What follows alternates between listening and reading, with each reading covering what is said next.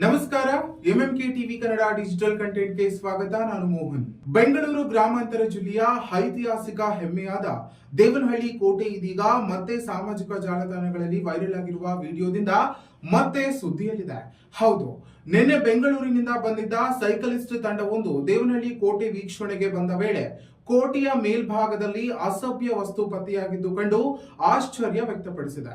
ಬಳಿಕ ದೇವನಹಳ್ಳಿ ಕೋಟೆ ರಹಸ್ಯ ಇದೇನಾ ಎಂದು ವ್ಯಂಗ್ಯವಾಗಿ ಮಾತನಾಡುತ್ತಾ ಕೋಟೆಯ ಬಗ್ಗೆ ನಗೆಪಾಟಲಾಗಿ ಮಾತನಾಡಿದ ವಿಡಿಯೋವನ್ನ ಸಾಮಾಜಿಕ ಜಾಲತಾಣಗಳಲ್ಲಿ ಹಂಚಿಕೊಂಡಿದ್ದಾರೆ. ಕೋಟೆಯ ರಹಸ್ಯ ಎಂಬ ಶೀರ್ಷಿಕೆಯಲ್ಲಿ ಹರಿದಾಡುತ್ತಿರುವ ಈ ವಿಡಿಯೋ ಇದೀಗ ಭಾರಿ ವೈರಲ್ ಆಗಿದೆ. ದೇವನಹಳ್ಳಿಯ ಸುಪ್ರಸಿದ್ಧ ಐತಿಹಾಸಿಕ ಕೋಟೆಯ ಮಹತ್ವ ಮತ್ತು ಇತಿಹಾಸವನ್ನ ಅರಿಯದೆ ಈ ರೀತಿಯಾಗಿ ವ್ಯಂಗ್ಯವಾಗಿ ಮಾತನಾಡಿದ ನಗೆಪಾಟಲಾಗಿ ಮಾಡಿರುವುದು ಎಷ್ಟು ಸರಿ ಎಂಬ ಪ್ರಶ್ನೆ ಇದೀಗ ಸಾರ್ವಜನಿಕ ವಲಯದಲ್ಲಿ ಕೇಳಿ ಬರ್ತಾ ಇದೆ.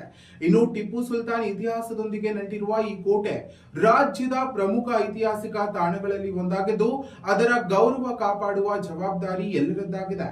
ಜೊತೆಗೆ ಕೋಟೆಯ ಸ್ವಚ್ಛತೆ ಮತ್ತು ಸುರಕ್ಷಣೆ ಕುರಿತು ಪುರಾತತ್ವ ಇಲಾಖೆ ಕೂಡ ತಕ್ಷಣ ಗಮನ ಹರಿಸಬೇಕೆಂದು ಸಾರ್ವಜನಿಕರು ಆಗ್ರಹಿಸಿದ್ದಾರೆ.